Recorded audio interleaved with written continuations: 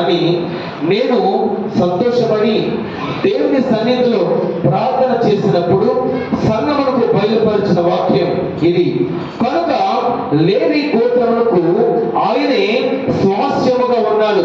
ఎవరంటే మన దేవుడు స్వాస్యముగా ఉన్నాడు. స్వాస్యము అనగా ఇంగ్లీష్ లో ఉంటదంటే ఇన్హెరిటెన్స్ అనగా వారసత్వము.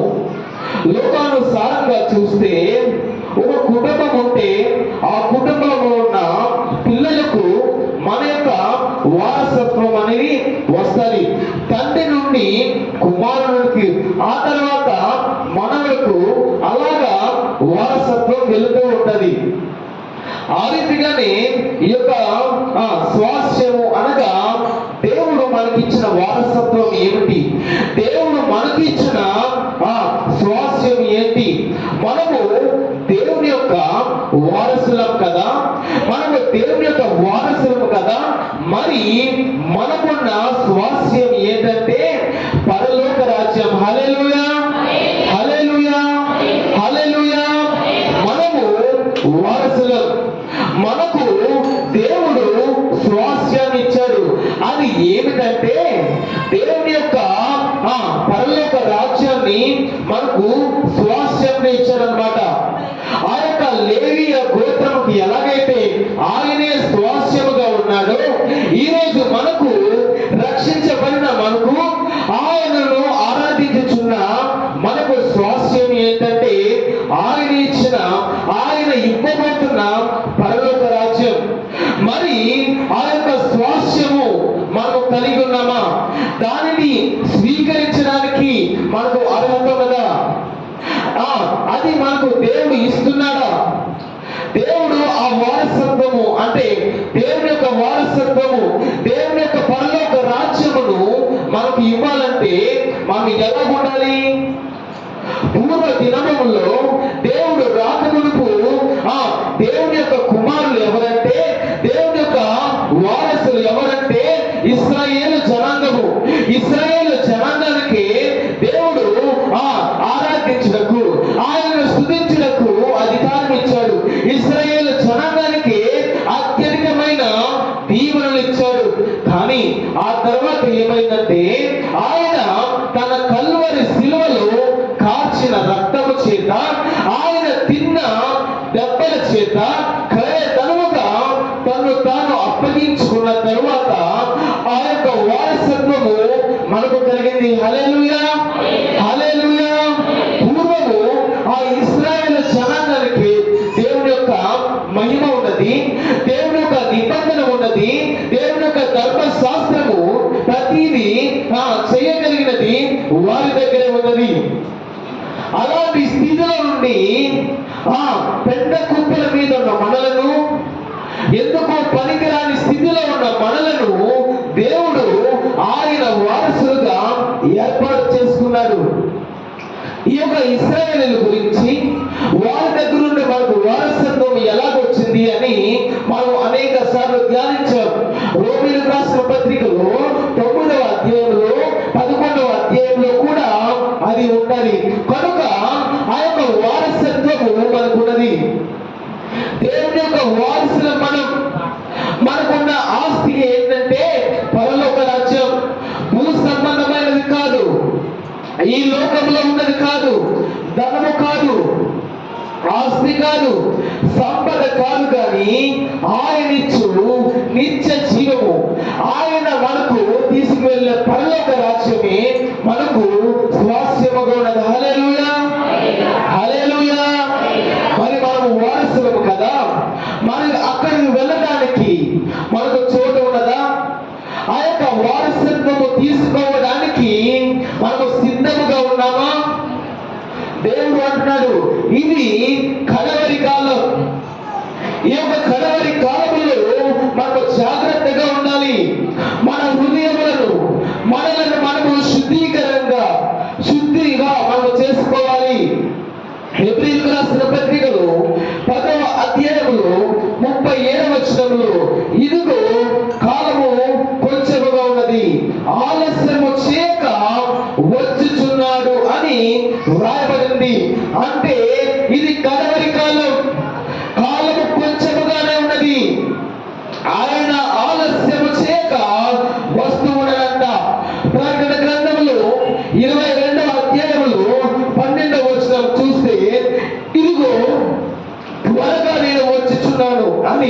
వ్రాయబడినది.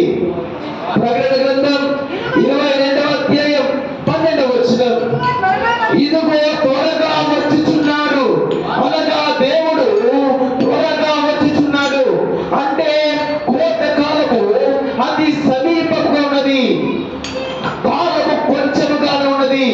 అంటే కడవరి కాలములో మనం ఉన్నాం, అపాయకరమైన కాలములో ఉన్నాం, కోత కాలముకు సమీపంగా ఉన్నాం. ఆ యొక్క కోత కాలము కొరకు ఆయన వస్తూ ఉన్నాడు, పంట కోయడానికి ఆయన వస్తూ ఉన్నాడు. కాలము బహు తక్కువగా ఉన్నది. అదే ప్రకటన గ్రంథం 3వ అధ్యాయం 20వ వచనం చూస్తే ఆయన తలుపు ఎంత ఉన్నాడంట. అంటే కాలము బహు తక్కువగా ఉన్నది, కాలము బహు సమీపంగా ఉన్నది. ఆయన త్వరగా వస్తున్నాడు, ఆలస్యము చేయకుండా వస్తున్నాడు. మరి అలాంటి పరిస్థితుల్లో ఉన్న మనకి, అలాంటి కడవరి కాలంలో ఉన్న మనము, కోత కాలముకు సిద్ధమవుతున్న మనము, మన హృదయాలు ఎలా ఉన్నాయి? మనకు వారసత్వము తీసుకోవడానికి మనము సంసిద్ధముగా ఉన్నామా? ఆ యొక్క పరలోక రాజ్యం వెళ్ళాలి, ఆ యొక్క నిత్య జీవమును మనము పొందాలి అంటే మనకు వారసత్వం కలిగి ఉండాలి. అనగా మన హృదయమును మనము శుద్ధి చేసుకోవాలి, మన హృదయమును మనము సరిదిద్దుకోవాలి, మనలను మనము సరి చేసుకోవాలి, మన పరిస్థితులను మనము సరి చేసుకోవాలి. విశ్వాసములోను ప్రతి విషయంలోనూ మనలను మనము సరి చేసుకోవాలి. కనుక లేవీయులకు స్వాస్యము మన దేవుడైన యెహోవా. ఈ రోజు మనకు స్వాస్యము లేదు, మనకు వారసులము కాదు. అలాంటి వారిని పెద్ద కుప్పల మీద హీన దశలో ఉన్న మనలను దేవుడు ఇశ్రాయేలు జనాంగానికి ఇచ్చిన వారసత్వముని మనకు ఇచ్చాడు. హల్లెలూయా, హల్లెలూయా. మరి అలాంటి వారసత్వము కలిగి ఉన్నావు కదా.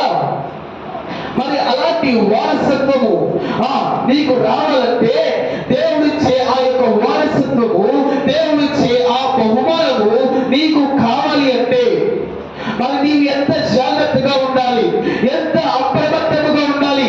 ఇదిగో కాలము సమీపించుచున్నది, నేను ఆలస్యము చేయక వస్తున్నాను అని సెలవిస్తున్నాడు. ఇదిగో నేను త్వరగా వచ్చుచున్నాను, నేను తలుపు ఎంత ఉన్నాను అని సెలవిస్తున్నాడు. కనుక ఈ యొక్క కడవరి కాలం, ఆయన వచ్చు కాలం, ఆయన త్వరగా వచ్చు కాలములో, ఆయన పంట కోసే సమయానికి ఈ యొక్క కడవరి కాలములో మనలను మనము సరిదిద్దుకోవాలి, మనలను మనము సరి చేసుకోవాలి. జకరియా గ్రంథములో 10వ అధ్యాయములో 1వ వచనములో కడవరి వాన కురువునట్లు మనము ఎవరిని వేడుకోవాలంటే యెహోవాను వేడుకోవాలి. జకరియా గ్రంథము 10వ అధ్యాయము 1వ వచనం చూద్దాం. వర్షము దయచేయమని యెహోవాను వేడుకొనండి. హల్లెలూయా, హల్లెలూయా. ఎలాంటిదంట?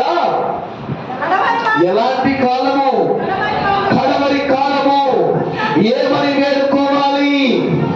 వర్షము దయచేయాలని వేడుకోవాలి. హల్లెలూయా, హల్లెలూయా. అనగా కడవరి కాలం అంటే చివరి కాలం, అతి సమీపముగా ఉన్న కాలం. ఆ యొక్క కాలంలో వర్షము కురవాలని దేవాది దేవుణ్ణి వేడుకోవాలి. అనగా ఈ యొక్క కడవరి కాలంలో మనం ఎత్తబడాలి అంటే, మనకు దేవుడిచ్చి వారసత్వమును మనం పొందుకోవాలి అంటే మన మీద ఏదో కురవాలి, వర్షము కురవాలి. వర్షము పడాలని దేవాది దేవుణ్ణి అడగాలి.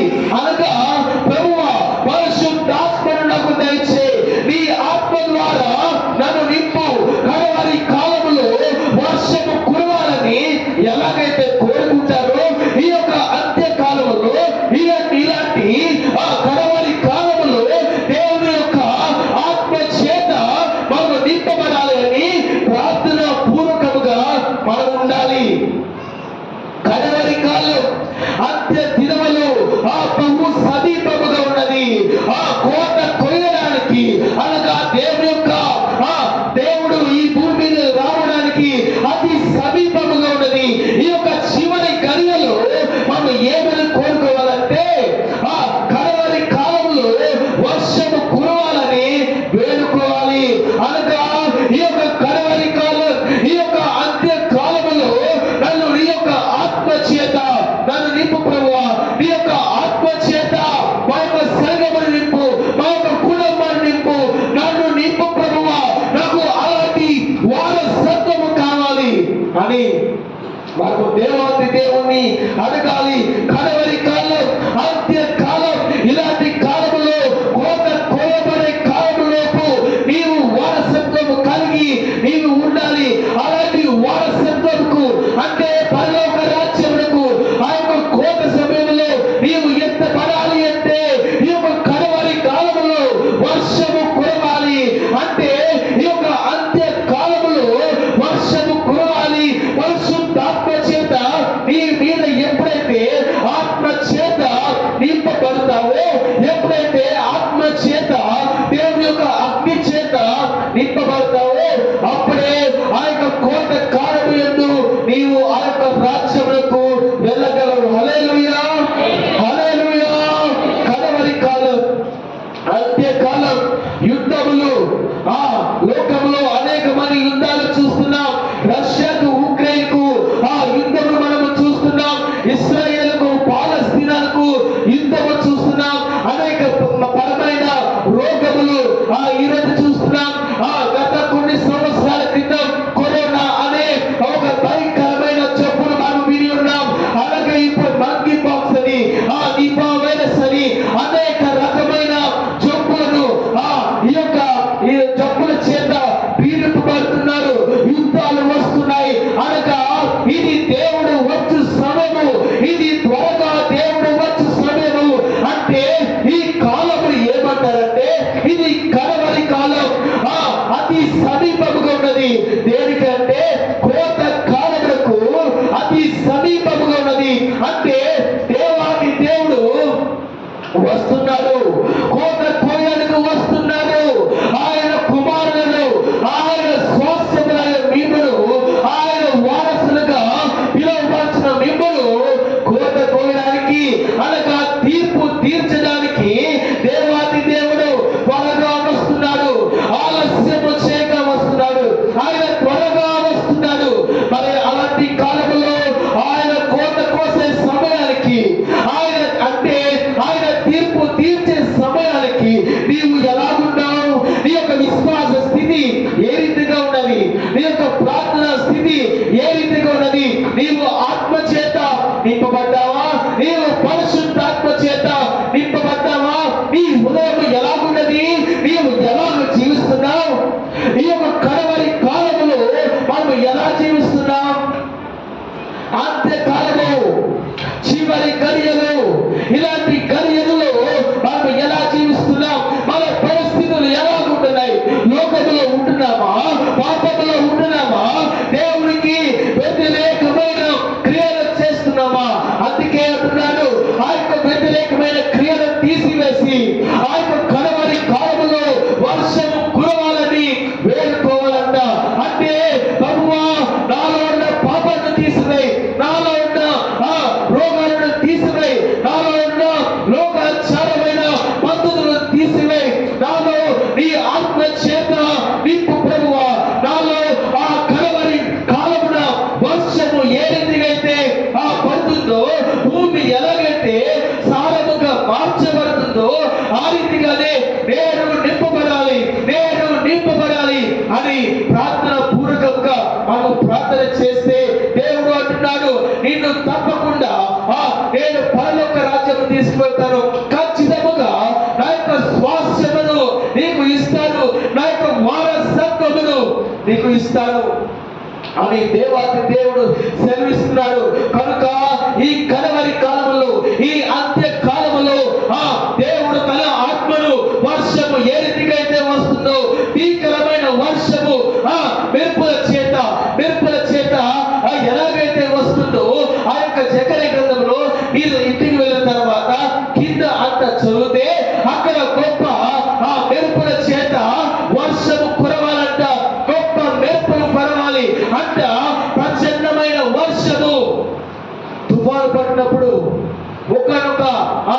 వర్షములో చాలా రకాలు ఉంటాయి. తక్కువ కురిసే వర్షం ఉన్నది, తుప్పరంతా. అదే ఆకాశం అంతా నల్లగా అయిపోతే, ఆకాశం అంతా మేఘముతో నిండి ఉంటే, గట్టిగా వర్షం ఉంటే, మెరుపుల చేత ఆ యొక్క పిడుగుల చేత ఉంటే ఎంత భయంకరంగా ఉంటది. ఆ యొక్క వర్షము ఎంత భీకరంగా ఉంటది.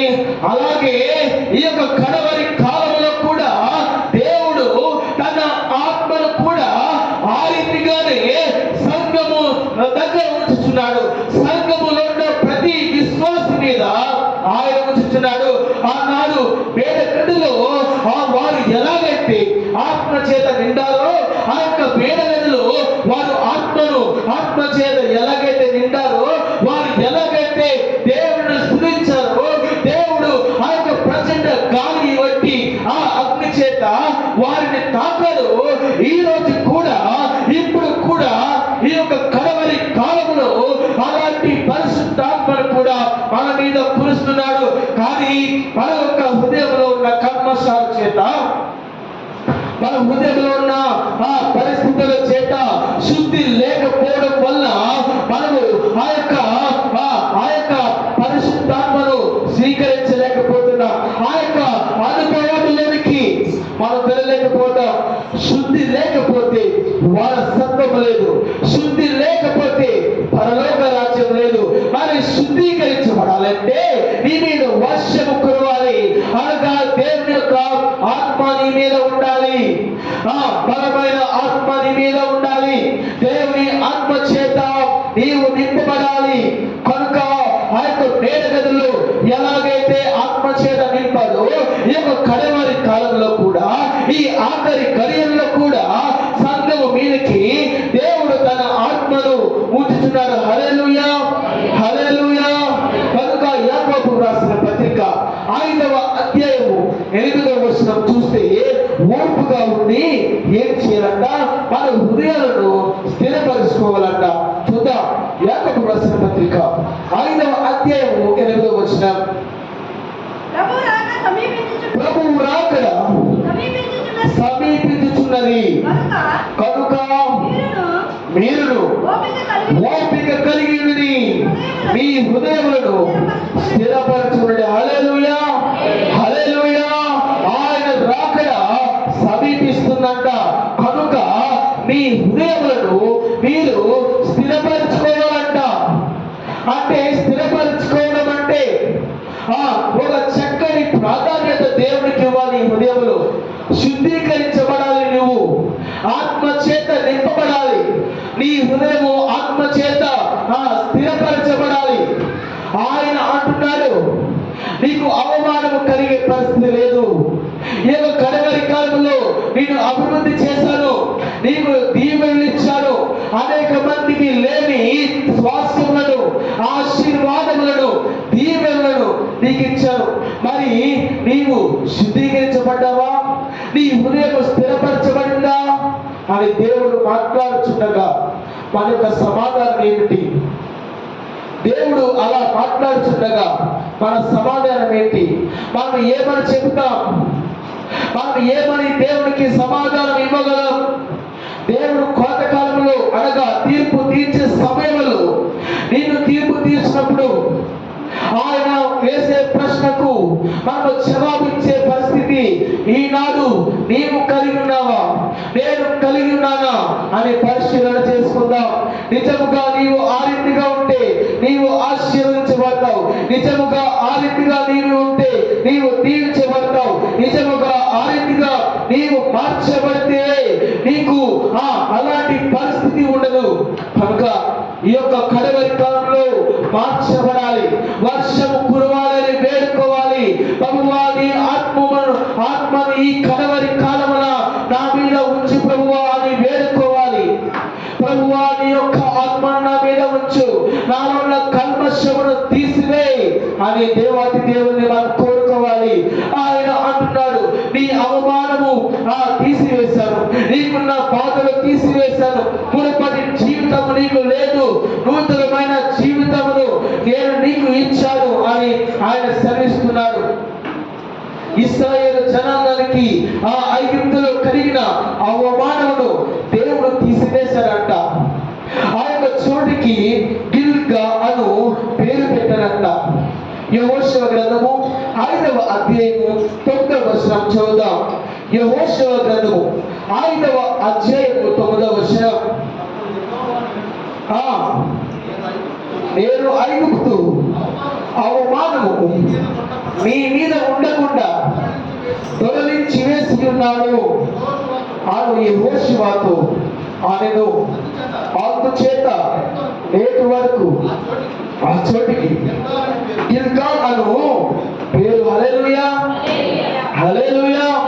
మరి అలాంటి అవమానం మనకి లేదు కదా. ఇశ్రాయేలు జనాంగం ఐగుప్తులో ఉండగా, చెరలో ఉండగా వారికి బానిసత్వం, కానీ ఇప్పుడు వారికి అది లేదు కదా.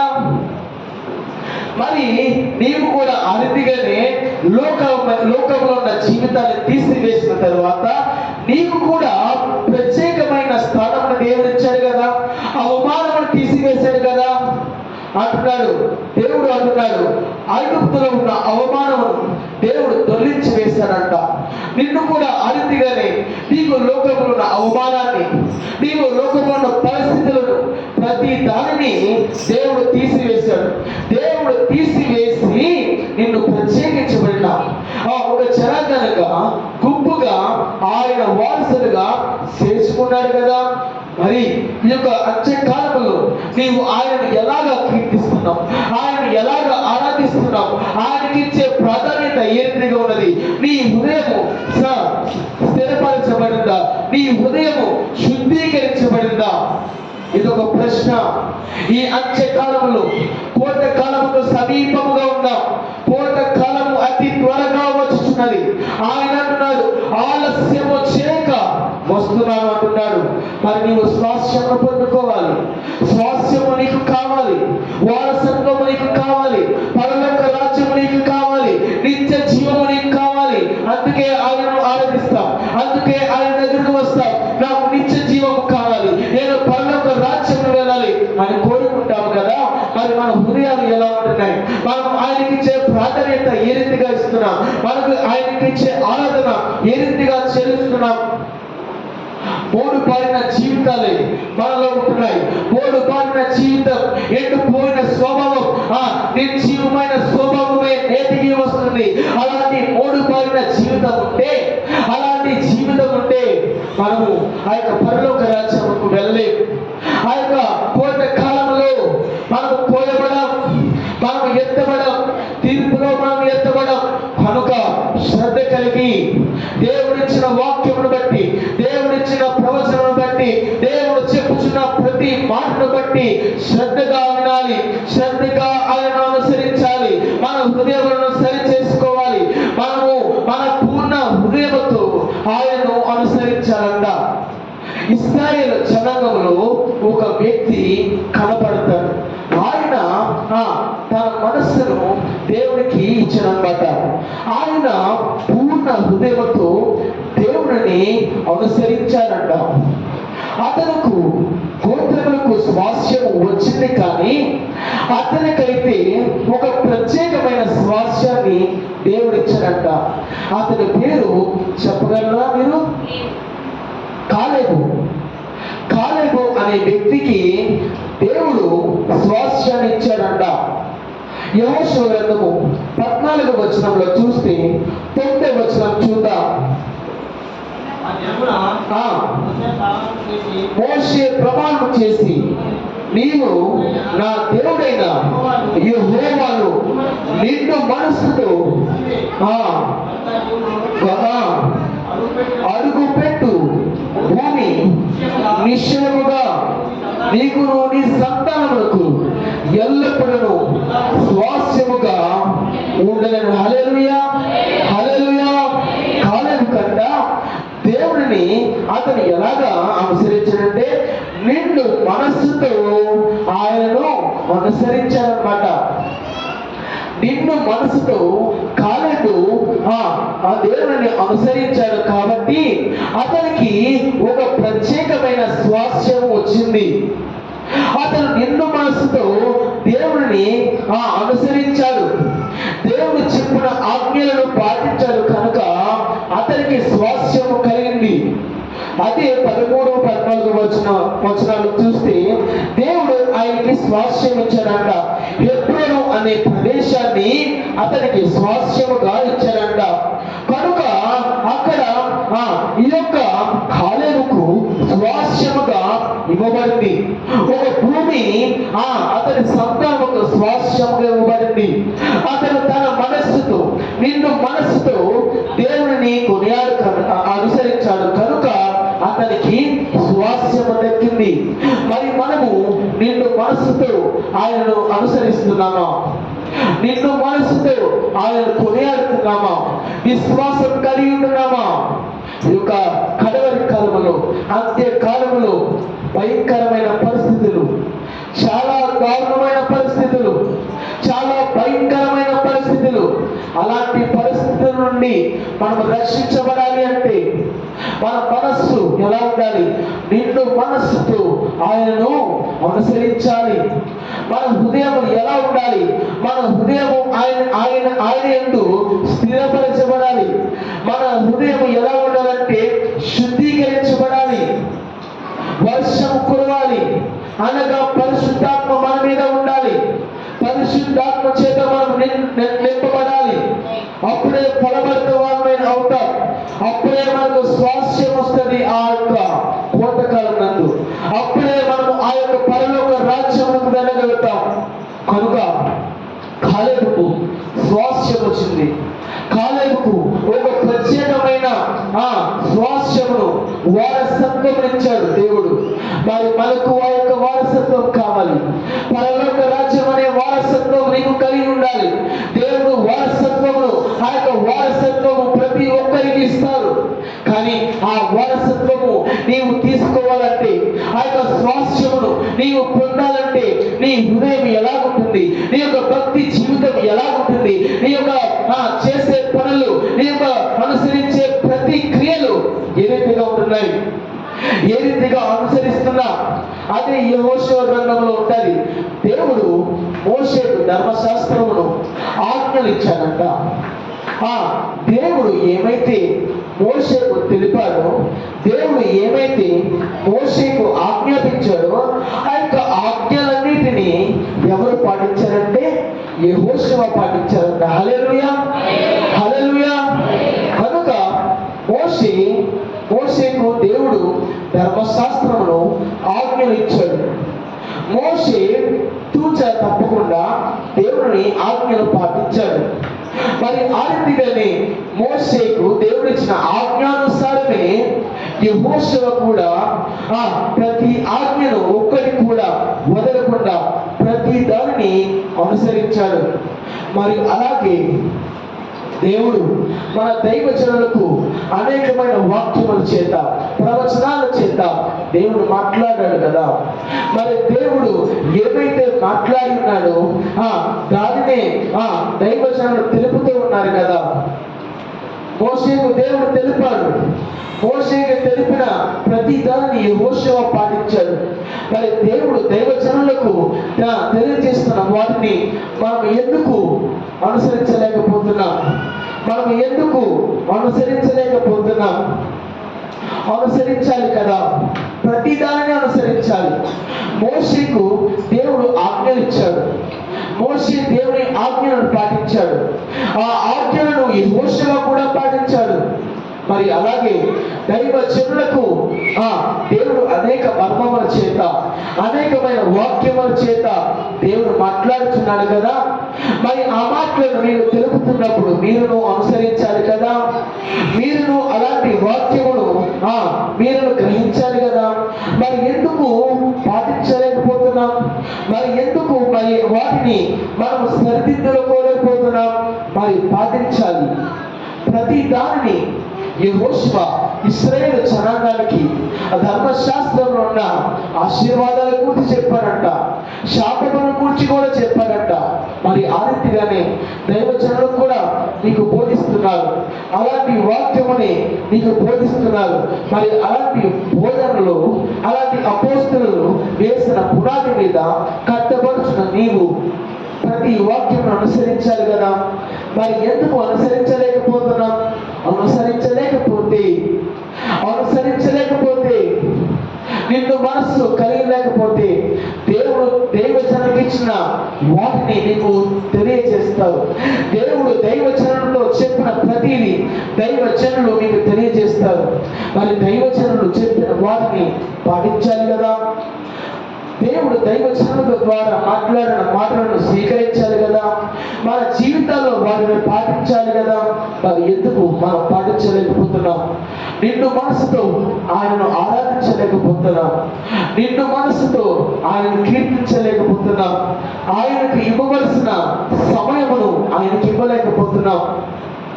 10:30 గంటలకు ఆరాధన సమయం అయితే 11:15 వరకు వస్తూనే ఉంటున్నాం. ఎందుకు ఆ రీతిగా? వారానికి కూడుకున్నది ఒక్కరోజు. ఆ ఒక్కరోజు కూడా సమయము సందర్భం లేకుండా, ఒక గోల్ లేకుండా, ఒక నిర్దిష్టత లేకుండా వస్తే ఆయనకి ఎంత అవమానం, దేవునికి ఎంత అవమానం. మరి మనం ఎందుకు పాటించలేకపోతున్నాం? పాటించలేకపోతే మన స్వభావం ఎలాంటిదంటే మత్తయి సువార్తలో ఉన్న గురుగులు లాంటిది. గురుగులు ఏ రీతిగా ఉంటున్నాయో అలాంటి స్వభావం మనకు కూడా ఉన్నట్టు, అలాంటి వాటిని పాటించలేకపోతే అలాంటి స్వభావమే కలిగి ఉంటాం. కనుక కాలేబుకు స్వాస్యం ఉంది. కాలేబు స్వాస్యము కలిగి ఉన్నాడు. మరి నీవు స్వాస్యము కలిగి ఉంటున్నావా? లేవీయులకు దేవుడే స్వాస్యము. మరి నీకు స్వాస్యము పరలోక రాజ్యం, ఆయన ఇచ్చే నిత్య జీవం. మరి అలాంటి నిత్య జీవమును నీవు పొందుకుంటున్నావా? పొందుకోవాలంటే శుద్ధీకరించబడాలి, హృదయము సరిచేయబడాలి, హృదయము స్థిరపరచబడాలి. మరియు ఏమవ్వాలంట? దైవజనులు చెప్పిన వాటిని అనుసరించాలి. మోషేకు చెప్పిన దేవుడు చెప్పిన ఆజ్ఞలను యెహోషువ పాటించినట్లు దైవజనులకు దేవుడిచ్చిన వాక్యమును మనము కూడా అనుసరించాలి. ఒకవేళ వాటిని అనుసరించలేకపోతే కోట కాలమున మన పరిస్థితి ఎలా ఉంటుంది?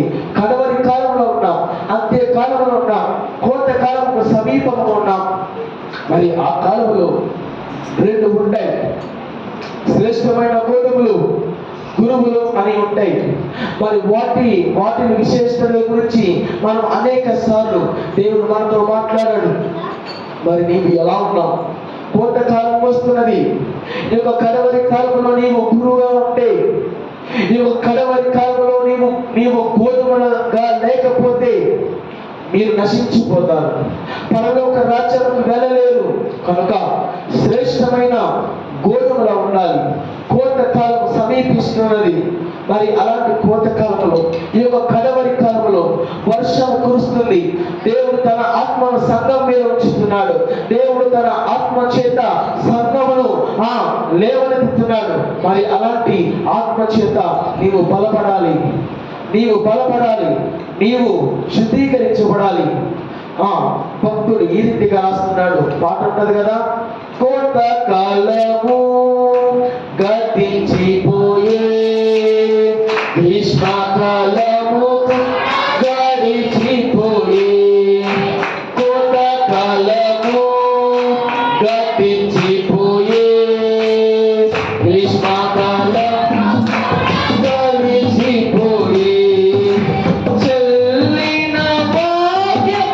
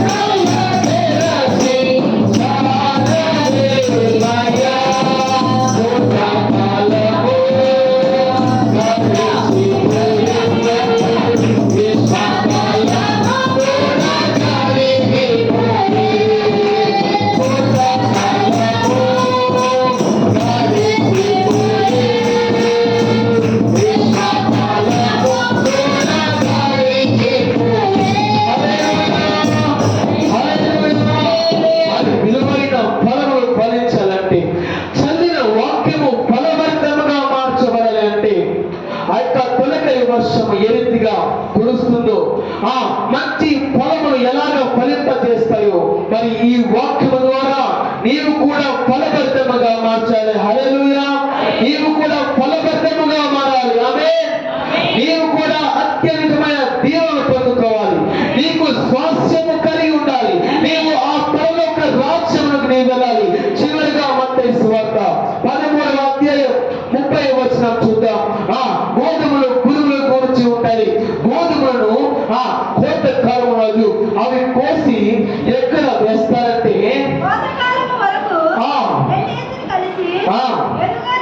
ఎదుగనీయుడి కోత కాలమందు గురువులను ముందుగా కూర్చి వాటిని కాల్చివేయండి.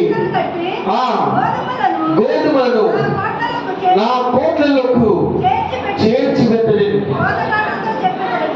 హల్లెలూయా, హల్లెలూయా, హల్లెలూయా. ఎలాగంట మన యొక్క పరిస్థితిని పురుగులుగా ఉంటే కాల్చబడి నశించిపోతాం.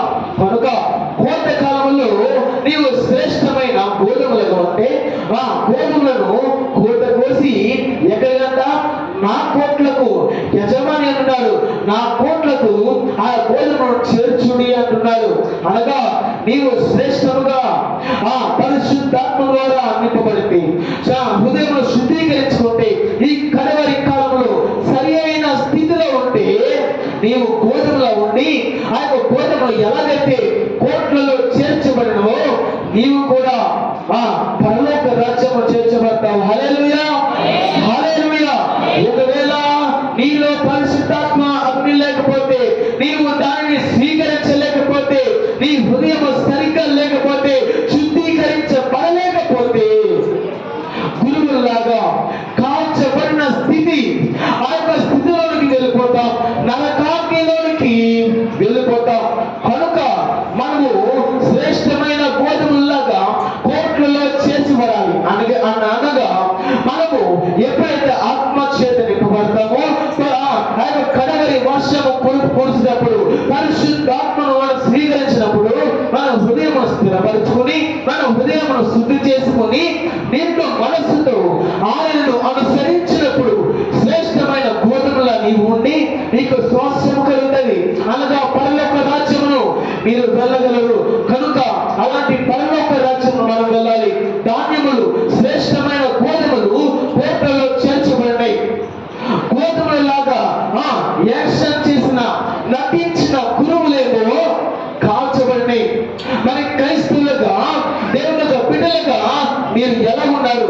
నిజమైన క్రైస్తవులుగా ఉంటున్నారా, లేదా నిజమైన క్రైస్తవులలాగా నటిస్తున్న భక్తిలో మనం ఉంటున్నామా? నిజమైన క్రైస్తవులుగా ఉంటే గోధుమలు ఎలాగైతే కోట్లలో చేర్చబడినాయో అలాగే నీవు కూడా పరలోక రాజ్యంలో చేర్చబడతావు. హల్లెలూయా, హల్లెలూయా. లేదా క్రైస్తవుడిగా నటిస్తే, అనగా నేను రక్షణ పొందాను, నాకు పరిశుద్ధాత్మ ఉన్నది, నేను దేవుని యందు విశ్వాసం ఉంచుతున్నానని చెప్తావు, కానీ హృదయం శుద్ధీకరించలేకుండా, దేవునికి నీ హృదయాన్ని ఇవ్వకుండా, నీ మనస్సును ఆయనతో అనుసరించకుండా ఉంటే గురువులు ఎలాగైతే నశించినాయో, గురువులు ఎలాగైతే కాల్చబడినవో, మనము కూడా ఆ యొక్క కోట కాలంలో నశించిపోతాం. కనుక కడవరి కాలం, ఈ యొక్క కడవరి కాలంలో వర్షమును దేవుడు కురిపిస్తున్నాడు. దేవుడు ఎంతగా ఆయన ఆత్మను కురిపిస్తున్నాడో అంతగానే సాతాను కూడా ఏం చేస్తుందంటే తన ప్రభావాన్ని చూపిస్తున్నది. దేవుడు తన అపోస్తలులను ఎక్కడికి పంపాడంటే మన యొక్క దేశంలో పంపాడు. మన యొక్క దేశంలో సువార్త ఎంతగా వచ్చిందంటే అపోస్తలుల ద్వారా అపోస్తలుడైన తోమా వచ్చి సువార్త చేశాడు. అలాగే ఈ యొక్క సువార్త ఎంత బలముగా జరుగుతున్నదో సాతాను కూడా అంతగానే మనం ప్రేరేపిస్తుంది. సాతానులో ఉన్న గుంపులో చాలా మంది, ఆ యొక్క సాతానులో ఉన్న గుంపులు, చాలా దురాత్మలు మన ఇండియాలోనే ఉన్నాయి. అవి మనలను ఏం చేస్తున్నాయంటే సరైన స్థితిలో లేకుండా మభ్య పెడుతున్నాయి. కనుక సరైన వాటిని మీరు గ్రహించాలి.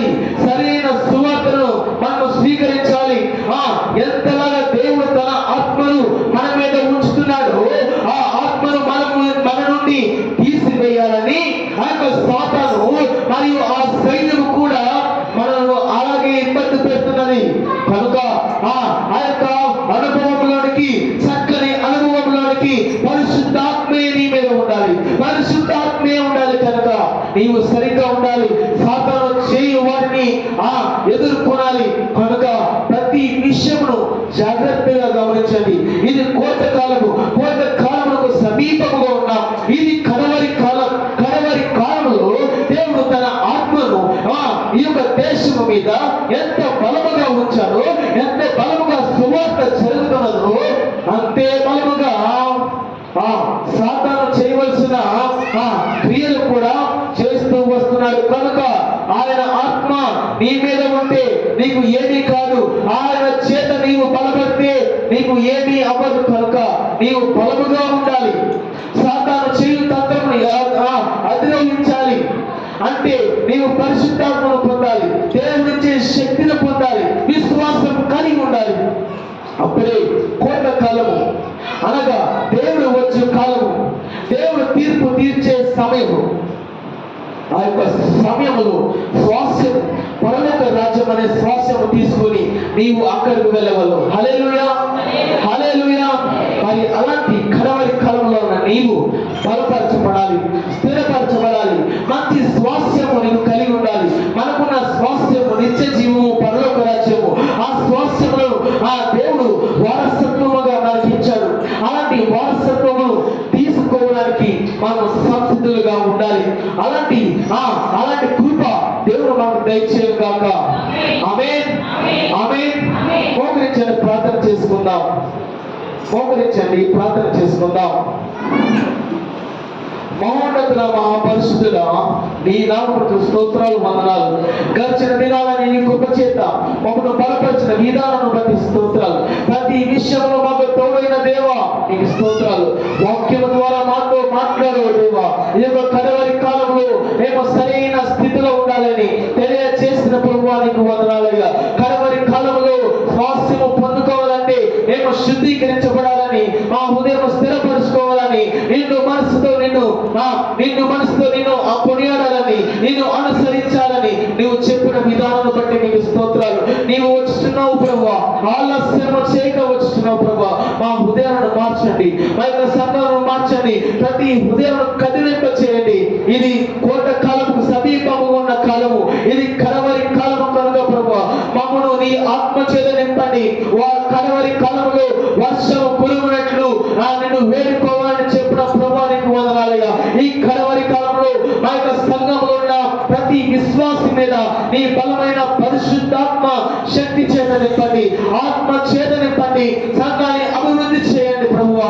ఈ వాక్యం ద్వారా ఎవరైతే బలపడి ఉన్నారో వారిని దీవించండి, ఆశీర్వదించండి. వారికి నీకు కృప దయచేయమని అడుగుతున్నా ప్రభువా. ఈ యొక్క సెప్టెంబర్ నెల ఆఖరి వారంలో చక్కని వాక్యమును మాకు బయలుపరిచిన దేవా మీకు వందనాలుగా. దేవునికి స్వాస్థ్యము నీవే అని చెప్తున్నావు ప్రభువా. కాలేబుకు ప్రత్యేకమైన స్వాస్థ్యం ఇచ్చిన దేవా మీకు వందనాలుగా. అలాగేనయ్యా మాకు మంచి స్వాస్థ్యం ఇచ్చావు. ఇశ్రాయేలుకి ఎలాంటి స్వాస్థ్యం ఇచ్చావు అలాంటి స్వాస్థ్యమునే మాకు ఇచ్చావు ప్రభువా. నిత్య జీవము, పరలోక రాజ్యము అనే స్వాస్థ్యము మాకు ఇచ్చినావు. అలాంటి స్వాస్థ్యమును మేము మాకు అనుగ్రహించాను ప్రభువా. దాన్ని మేము తీసుకోవడానికి నీ కృప దయచేయండి, మా హృదయాలను కదిలింప చేయండి. విశ్వాసంలోను ప్రతి విషయంలోనూ మీరు మాకు తోడేయండి, బలపరచండి, స్థిరపరచమని అడుగుతున్నా ప్రభువా. దేవా మీకు వందనాలు, స్తోత్రాలు. వాక్యం ద్వారా మీరు మమ్మల్ని బలపరిచిన విధానాన్ని బట్టి నీకు వేలాది స్తోత్రాలయ్యా, స్తోత్రాలు ప్రభువా. నీకే వందనాలయ్యా. నీవు ఆలస్యము చేయక వచ్చుచున్నామని సెలవిస్తున్నావు ప్రభువా. కొంతకాలంలో గురువులను గూర్చి, ఓటులను గూర్చి నీవు చెప్పిన విధానమును బట్టి నీకు స్తోత్రాలయ్యా.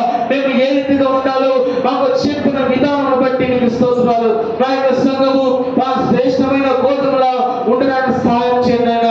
శ్రేష్టమైన గోధుమలు ఎలాగైతే కోట్లలో చేర్చబడతాయో ఆ రీతిగా మేము పరలోక రాజ్యమును స్వతంత్రించుకునే భాగ్యం తెచ్చేయండి. ఎంత మాత్రం మేము గురువులుగా ఉండగా నశించిపోయే స్థితి మాలో ఉండద్దయ్యా. మా యొక్క కుటుంబాన్ని దీవించండి, ప్రతి ఒక్కరిని దీవించండి, ఆశీర్వదించండి ప్రభువా. ఈ యొక్క వారమంతయు నీ కనికరము, కోపదల, భద్రత నిరంతరము మా మీద చూపించమని అడుగుతున్నాం. విన్న ప్రతి బిడ్డను దీవించండి, ఆశీర్వదించండి. వారి హృదయాలతో మాట్లాడండి ప్రభువా. వారు ఎలా ఉన్నారో వాళ్ళకు బయలుపరచండి. వారిలో మారు మనసు దయచేయండి, వాళ్ళలో పశ్చాత్తాపం దయచేయమని అడుగుతున్నాం ప్రభువా. నీవే శుద్ధీకరించండి, నీవే మన హృదయాలను స్థిరపరచమని అడుగుతున్నాం. జరగబోయే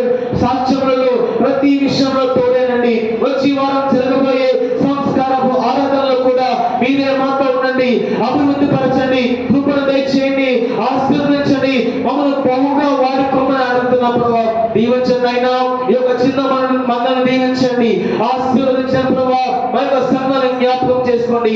ప్రతి ఒక్కరిని దీవించమని, ఆశీర్వదించమని, నీ కృప యందు మేము దినదిన అభివృద్ధి చెందడానికి సహాయం చేయమని, నీవే మాతో ఉండనివ్వండి, ప్రతి విషయంలో మాకు సహాయం చేయమని యేసు పరిశుద్ధ నామమున అడుగు వేడుతున్నాం తండ్రి.